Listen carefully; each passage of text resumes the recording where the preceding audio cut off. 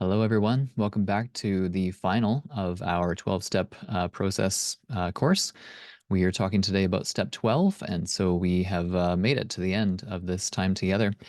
If you are seeing this video for the first time, but you haven't gone back and watched step 1 all the way through step 12, I would encourage you to do that. Each of the steps build on each other in 12-step process, and so it's important to work the program from beginning to end. The goal of this whole course has been to demystify each step one by one, so trying to make it approachable and as simple as possible for each person who's going through the Steps to Freedom workbook. This workbook is written by a guy called Dr. Doug Weiss, and there are other books like it. This is just the one that is specifically being used in this case.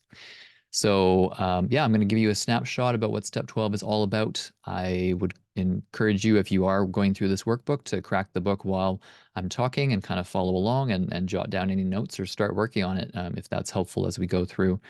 So yeah, this book is imperfect. There's nothing necessarily too special about it, but it's all about how we answer the questions honestly. So I would encourage you just to do the work, and it can create lasting changes in our life if we kind of invest our time and energy in this.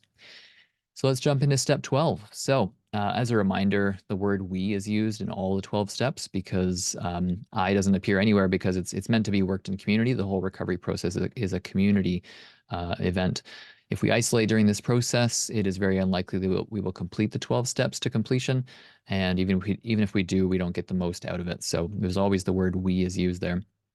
As a review, in step 11, so the last talk that I recorded, I talked about how we were in the middle of the what's called maintenance steps, which are known as step 10, 11, and 12. And these are vitally important because they keep us growing in the lifestyle that we have adopted, the recovery lifestyle. And the only way to keep going is to continue to apply these and practice these tools and disciplines that we learned in steps 1 to 9 throughout the rest of our life. So step 11 specifically was focused on our relationship with our higher power, Jesus Christ, and it reminded us that God's faithfulness, Jesus' sacrifice, and the Holy Spirit's presence inside us has been key to our recovery so far. And we need to commune with him daily in order to stay plugged into our power source. He's the power that we need in order to get through this process. We don't have enough power on our own, and so we need to stay plugged into him. So we've come to the end of this 12-step journey. We've worked through 11 challenging steps already, and now we have just one more to go. So way to go, and commend you for finishing this last one off as well. Up until now, most everything we have done has been internal focused. We've been working on our own self-development. And this step is actually based on that, but it looks quite different. And step 12 is actually all about helping others on their journeys toward freedom, which ends up inadvertently helping us a huge amount as well. So step 12 says, having had a spiritual experience as the result of these steps, we try to carry this message to others and to practice these principles in all our affairs. And there's a verse that I find goes really well with this, which is Galatians 6:1, which says, brothers, if someone is caught in a sin, you who are spiritual should restore him gently, but watch yourself, or you may also be tempted. When I think of this step 12, it reminds me of another verse in the Bible as well, which is Matthew 10:8, which says, as a bit of background, Jesus is giving instructions to his disciples who he's about to send out on a mission to go around and do some work. And so he says to them, heal the sick, raise the dead, cleanse those who have leprosy, drive out demons. Freely you have received, now freely give. So we have all received the free gift of God's grace, and now our job is to freely give it to others as well. In recovery, we've come in with burdens. We've come in having been removed from relationship with other people, and we don't deserve grace, but God has given it to us anyway. And so now we in turn have to do around the same to others. We have to give that grace away.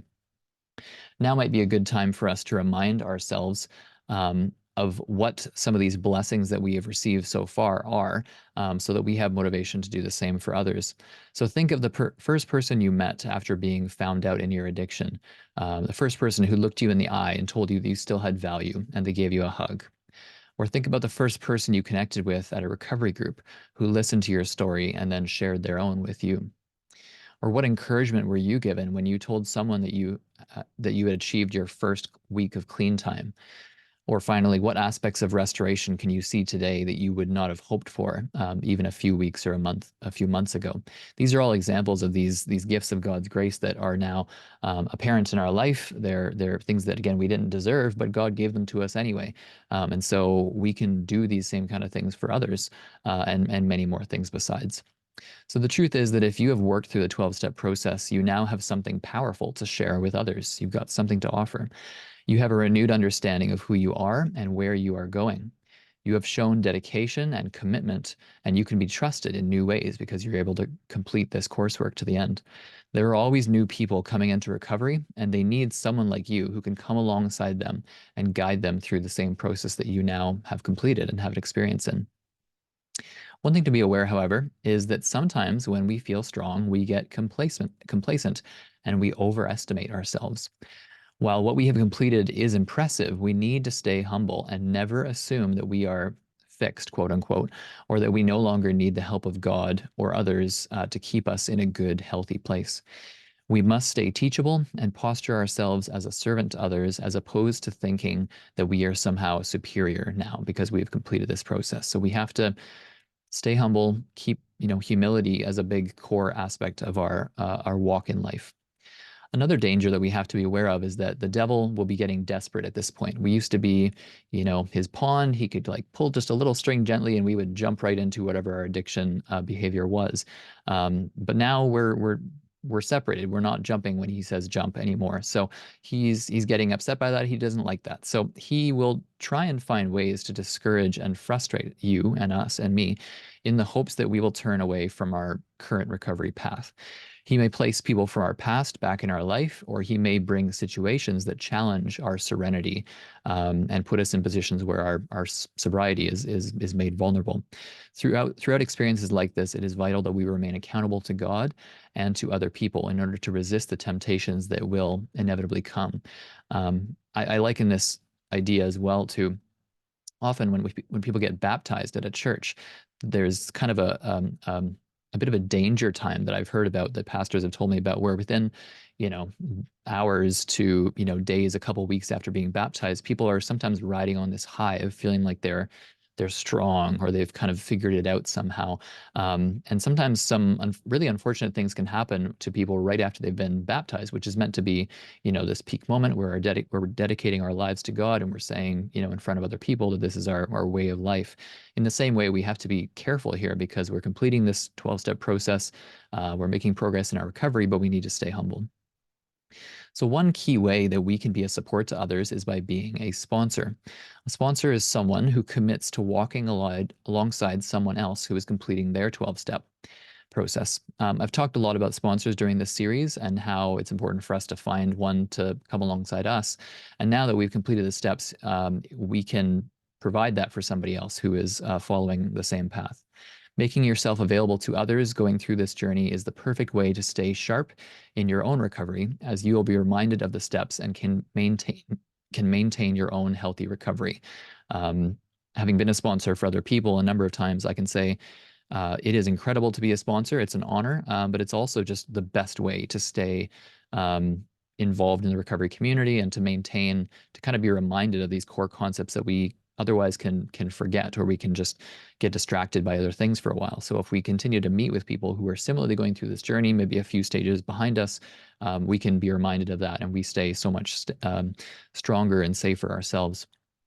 So in summary, the goals of step 12 are to continue to live out the lifestyle and practice of our recovery, also to stay humble and teachable, and to actively share our story and wisdom with those around us in situations where it is safe to do so. And there are situations where we need to not put ourselves in the same path, right? If as a man, I'm able to support other men in their recovery, for instance, right? I'm not ever going to offer to be a sponsor for a woman because of the potential temptations that could create for me or her or both. So there's ways that we have to still be safe and be realistic, but in situations where we can do so safely, we have a responsibility now to share what we've learned. So, as I always do, I wanted to provide some specific guidance for those who are working through the workbook and provide a couple insights. So, I kind of flipped through the book, and on page 108, the third question down, it says, "What are some things that you have learned about yourself and others as you have carried the carried the message to others. So I'll just share what I wrote down here. I said um, that I am irredeemable on my own efforts, that God knows every sin I could ever make and still has forgiven me,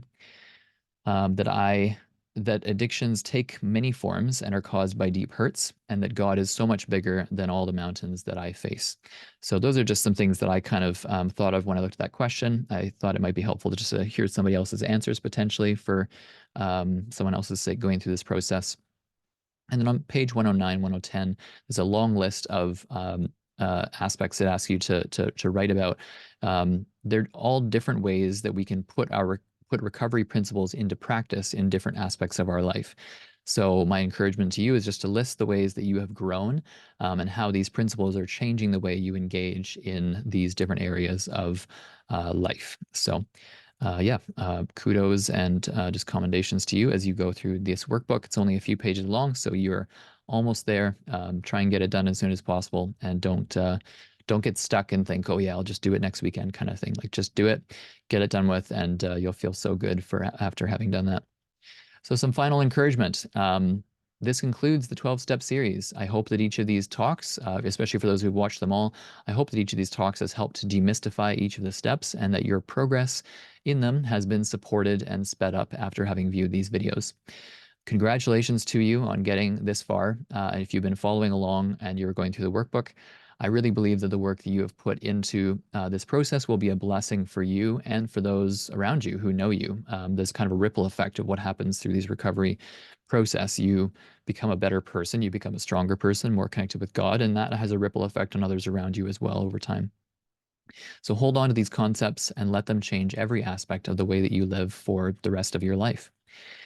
As an aside, I just want to add here that while some view working the 12 steps as a once in a lifetime experience, I personally do not.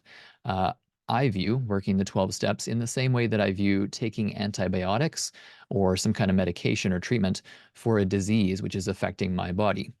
If I have a disease that flares up a few times during my life, I am not going to just treat it with medication the first time and then just assume that I'm cured, even if I still get sick later.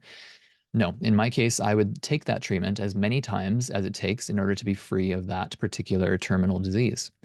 In the same way, I've completed the 12 steps in various forms 5 or 6 times now over the last 12 years.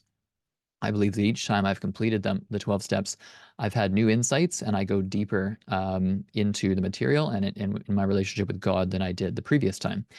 And especially if I find myself slipping in recovery, I believe there's no better treatment than to go through the 12-step process again. For today, I don't want you to be worried about that, and you don't have to think too much about this, but I do want you to just be aware of the fact that should you need to address these issues again in the future, the 12 steps are a tool, and it's a tool that God has provided for you right in front of you. Then it's always available to you, and I encourage you to use it. So again, it's not a threat. It's not to kind of take the wind out of your sails. What you've done now is awesome, and very likely you can complete these 12 steps and then leave it for a while and just do life. Just apply it in daily life for as long as you are doing well in recovery and you're feeling strong. Keep doing that, but just I would say have the humility to realize that this is a big issue. It's taken many years to become an issue, and it's going to take a while to be healed of it. And there may always be some lingering effects that come alongside that. It's kind of like having a scar that's, you've had surgery and you've recovered, but there's still that scar tissue left over. So there may still be aspects in which you need to be honest and be humble and teachable and be willing to kind of look at these areas again if things come up for you in the future. So finally, then, I just want you to know that I'm praying for each person who will watch this video in the future. Obviously, I wish I could talk to you and understand the benefit you might receive from this or know kind of a bit of your journey. Unfortunately, I never will know that, but I do want to pray just a prayer of dedication for each of you as you complete step 12 and as you continue to apply these areas of recovery in your life for the rest of your life. So yeah, my prayer for you would be that you would experience the freedom from addiction that you so desire, and may you know what it is like to walk without shame and regret. Blessings to you, and thank you so much for joining me in this journey of working through the 12-step process. And just, yeah, blessings on you. So take care.